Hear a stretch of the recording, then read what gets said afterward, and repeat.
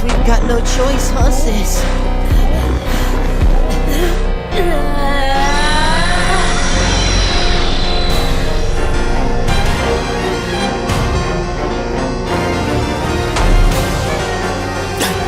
They merged! Are you surprised?